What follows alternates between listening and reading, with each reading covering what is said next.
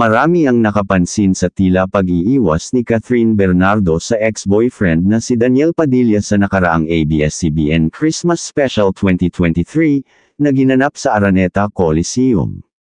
Makikita na mukhang isinusuko na talaga ni Catherine Bernardo ang pagmumukha ni Daniel Padilla.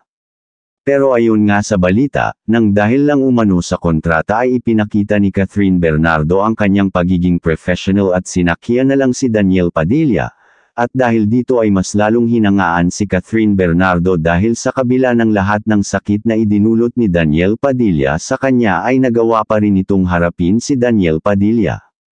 Well, sa bagay, ayon nga din naman kay Catherine Bernardo, ang pagmamahalan nila ni Daniel Padilla ay nagsimula na may respeto at nagtatapos na may respeto.